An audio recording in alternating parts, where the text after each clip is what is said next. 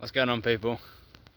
It's your boy John coming at you with another video from the forest. How is it going, man? Hope you guys are taking care of yourselves. I certainly am. I'm trying to.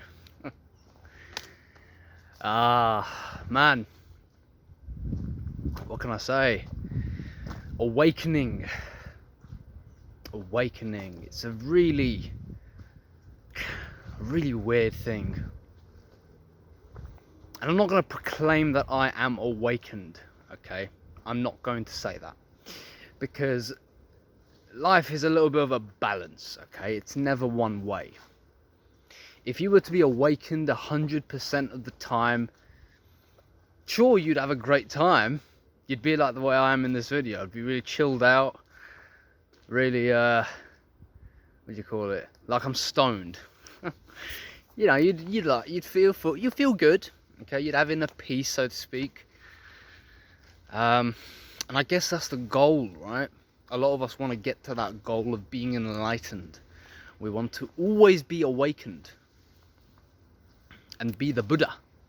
Yeah, be the Buddha, be the awakened one, 24/7.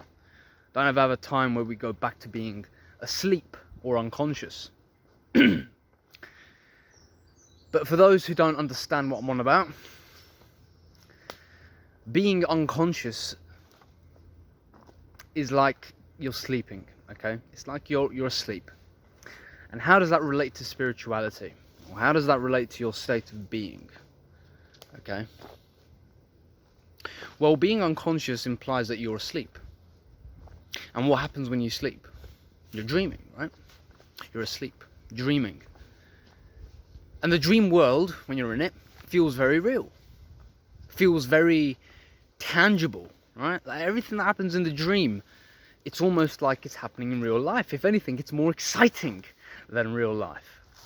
It's more enjoyable. Everything feels more real. When you are getting chased in a dream, it feels like you're actually getting chased. And if you die in a dream, it feels like you're dead. Then you wake up, of course. But in the dream, those moments before you died, they felt very real, didn't they? They felt very real. Let's say you meet the love of your life in a dream. It feels very real when you wake up. I've had those kind of dreams where I've had two loves of my lives in one dream at the same time. And it felt very strange in the dream, but it felt normal. It felt very real. It felt like I was actually there. I couldn't tell that I was sleeping. It felt like I was actually there, existent in this reality, in that dream reality. And then I woke up. And those moments where you wake up and you're just coming out of the dream, that is a very strange feeling. But it's literally the feeling of awakening, right? You just wake up and you realize, oh, that was a dream. Huh. Cool. That's what it is.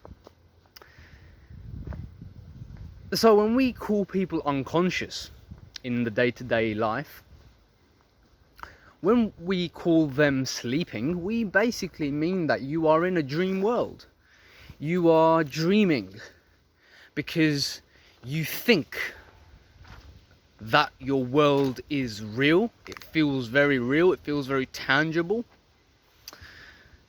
Your emotions dictate to you how you feel, and they feel very real, of course. Your emotions and your thoughts tell you a story, a narrative, tell you a life character that you are, okay? A role. And it feels very real. It feels very real. I like this, I don't like this. I am angry in this situation. I am happy in this situation. These are the type of women I like. These are the women I don't like. Yeah? I get anxious in this situation. I don't get anxious in this. I get anxious here. I don't get anxious there. Yeah. And it feels very real. It feels like this is who I am. And these characteristics and this life story and these perceptions of mine, they make me who I am. And this is my world. So other people now, the judgments and the emotions I have towards them make them a real person. The judgments and thoughts and perceptions I have about myself make me who I am. And do you see what that means? It means that you're asleep because you think that that reality that you've created for yourself, you've told the story to yourself, it feels real, therefore you say it is real. So, that's what we mean by you're asleep or you're unconscious. Because you are 100% completely involved in the world, or rather the dream. The dream, it's like you're in the dream and you start to think that the dream is real. Sometimes dreams feel like they can last years. I don't know if you've had any of those dreams where you've had a whole life in the dream. I haven't had one recently, but a lot of the times my dreams feel like just one big long day where I'm doing a lot of things in that day, and then as I wake up I realise that, oh my god, that was a dream. It's a really funny feeling. And that same feeling of, oh my god, that's a dream, or that was a dream, it's the same feeling that you get when you become enlightened or you become awake in this temporal reality. So not the dream world when you're sleeping, but rather when you're awake, or when you're physically awake, when you're not physically resting or sleeping, when you're not physically dreaming, but you are dreaming in the conscious realm, you're consciously dreaming, so to speak. When you awaken out of that paradigm, it feels like you've just woken up from a dream. And it's literally like you could be sitting on your sofa. It's happened to me so many times. I could be sitting on the sofa, or I'd be going for a walk and I'd be sitting on a bench, and all of a sudden I'd blink and I'd open my eyes and I'd look around and be like, oh my god, I was dreaming the whole day. I was dreaming the whole day. The whole day I was dreaming. The whole day feels like a dream. The whole day didn't even feel like it was real. And for that one moment where I opened my eyes and I became awake, I feel so immensely conscious, like I've just woken up from a dream, and I haven't moved anywhere, physically speaking. I'm still here, physically. But mentally and emotionally, because those mental projections and the emotional momentum subsides, and you enter a moment of complete inner peace, and there's no form reality in your head, there's no emotions dictating to you what the reality is of your life, you suddenly feel like you're awake. That's what it feels like to be awakened. And is it possible to be permanently awakened? I don't think so. I think that it's very possible for you to be a Buddha, which is what everyone's nature is. I think it's very possible for you to be a Buddha, but still have thoughts and feelings. I think they don't go away. But it's not about making them go away, because that illusion, the dream's always going to be going on. The dream is always going to be happening to you. It's up to you to see above the dream, to make a little bit of distance between you and the illusions that are going on along. So I've been doing meditation and spiritual practices for a good few months now, like persistently. And I always have regular intervals where I become very present, very conscious, very aware, awakened, so to speak. I become almost enlightened. In fact, I will say I do become enlightened on a day-to-day basis, on a moment-to-moment basis. Enlightenment isn't something that because here's the thing. When you read a lot of spirituality and spiritual texts and stuff, the concept of enlightenment becomes just that, a concept. And it becomes something that you want to get, because you feel or think that it's freedom from everything. Oh, when I get enlightened, all my troubles will go away and I will be perfect. I'll be Superman. Yeah, that's the illusion again. It's an illusion. It's a dream. It's not real. I'm going to tell you that right now. It's not real. That's not what enlightenment is. Enlightenment is simply seeing above the dream. The problems are still going to be there. The emotions are still going to be there. The thoughts are still going to be there. They're going to always be there, because they're always going to try and come back and take you. That's what they do. That's what the dream world's supposed to do. The dream world is supposed to make you believe that this is all real. That your reality that you see from your own two little eyes, it's real. It's not real though. Because you're not actually seeing everything, are you? You're seeing, but you're not really seeing. You're sort of seeing it through a lens of your own perceptions, judgments, thoughts, feelings, emotions, paradigms of thought, concepts after concepts after concepts. You're not really seeing anything. And same goes for other people. You don't really see other people. You're seeing them through your image of them. You've created an image of this person in your head, and now you see them through that image. And that image has certain thoughts and emotions attached to it. So when you interact with this person, when you talk to this person, you're seeing them through the paradigm that you've created in your head. You've created a person in your head, and now you're treating them accordingly to that person that you've created in your head. That's why people treat different people differently, because they've all got their own different standards on who is a good person, who's a bad person. How should I treat good people? How should I treat bad people? How should I treat people who are mean to me? How should I treat people who are nice to me? So awakening simply means that you treat everybody the same. You treat them with the same amount of respect or dignity as you would a plant, as you would the floor, the ground, this beautiful ground that I'm walking on right now, this earth, soil, pure soil, no concrete, no sidewalk, no pavement, it's just pure earth. You treat it with the same amount of respect. You treat a human being with the same amount of respect as you do this. And here's the beauty of it. You treat yourself with the same amount of respect as well. Isn't that funny? No need to build a big self-esteem. Everyone loves the word self-esteem. You've got low self-esteem. I've got low self-esteem. He's got low self-esteem. What the fuck's self-esteem? Self-esteem is just the image of yourself in your head. It's not real. Self-esteem, high or low, is not real. It's simply an image of your own self that you've got emotions and thoughts attached to it, and you create a person in your head. It's not real. What's self-esteem? And everyone can have different varying degrees of self-esteems based on the experiences of your life, the thoughts and emotions that you've received and created about other people. You know, depending on the validation that you've got from other people, which is mostly everyone is going to have their self-esteem based on validation from others.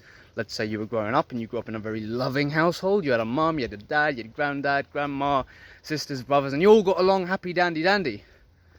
Hey, I reckon you'll have a pretty good self-esteem because your image of yourself is going to be pretty damn good.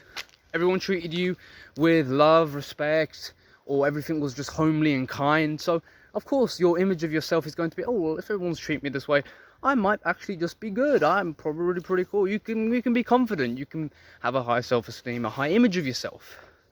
Yeah, that's what it is. Because you're still basing it on thoughts and emotions and the image of yourself in your own head.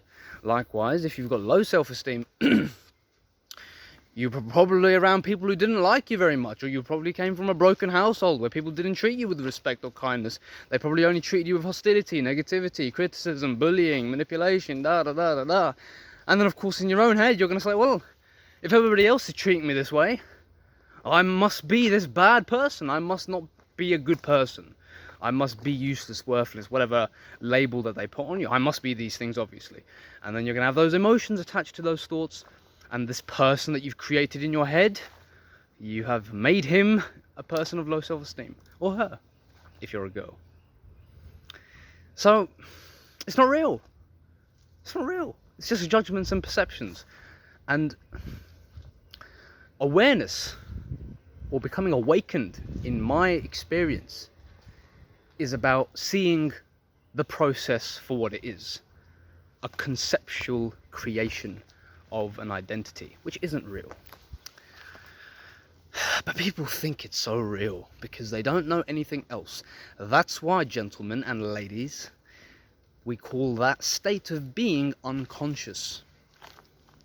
Because you are so involved in the world, you can't tell the difference between the dream or what's real and what's not real. You can't tell the difference. You can't tell the difference. So, awakening, I would say, in its permanent stage is you always being aware of what your thoughts and your emotions are doing, and you don't become involved in it. I.e., you don't begin to identify with the emotions and the thoughts and let it suck you into its belief patterns, and sooner or later you become the person that your thoughts and emotions are telling you that you are. That can be pretty hard to do because we've relied on that system for most of our lives. I certainly did. I'm sure many of you have as well. Right? It's not something you can really change a paradigm in one day, but I really think you can. I think you can. And the reason I think you can is because once you get that awareness of, my thought is saying this and here's an emotion corresponding to it. Like, I can see why I behaved like this in a previous situation. Or I can see why I judged this person this way. Because it was a thought and emotion. So when you become aware of that process, I feel that you can rise above it a little bit.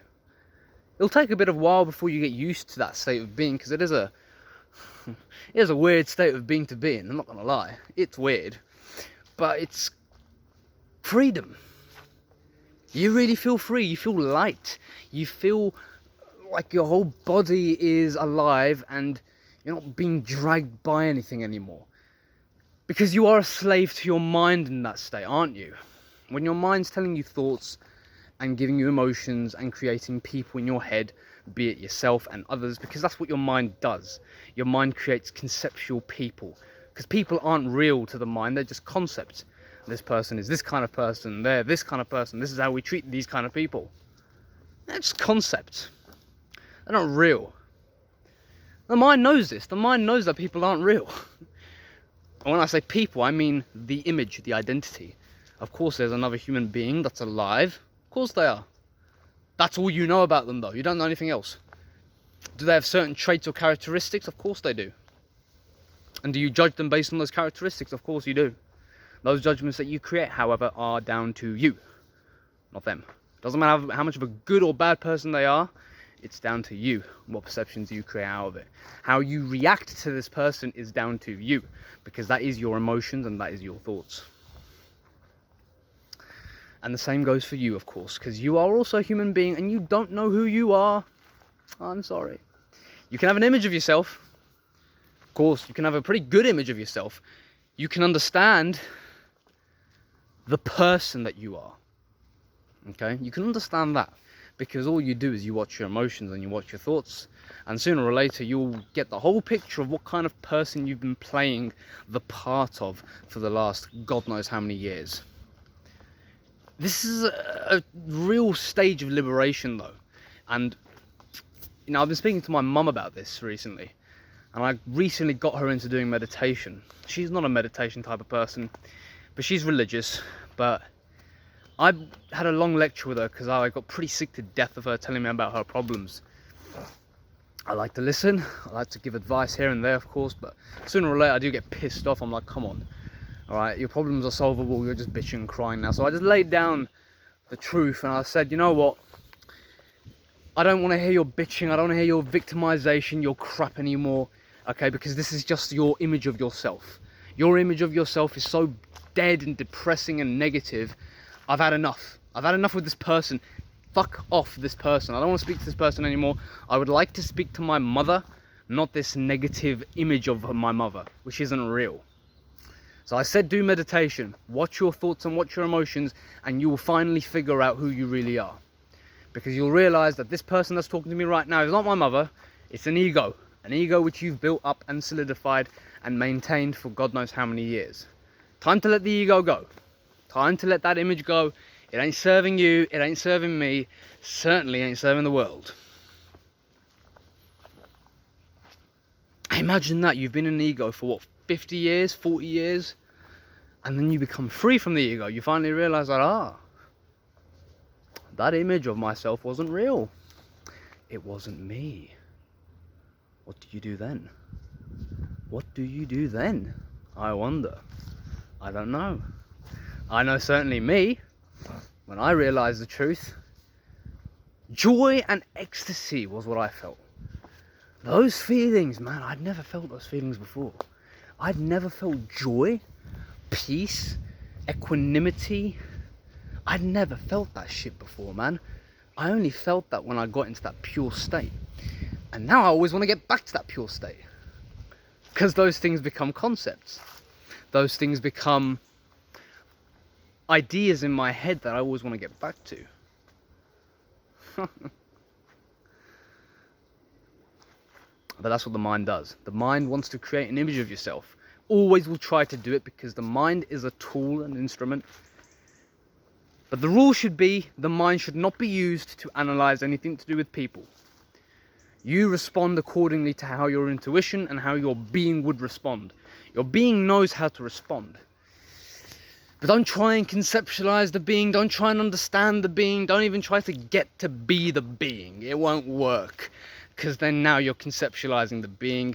And of course your mind is going to try and pretend to be the being.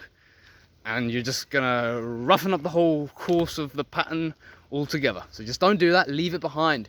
If your mind says you want to be the being, you just say that's a thought. Fuck off. I don't want to be the being. Another thought comes in, says I don't want to be the being. Fuck off. You're a thought. Sooner or later you're going to have no thoughts. And there's going to be nothing there. You don't want to be the being, you want to be the being. Both of them are gone now. What do?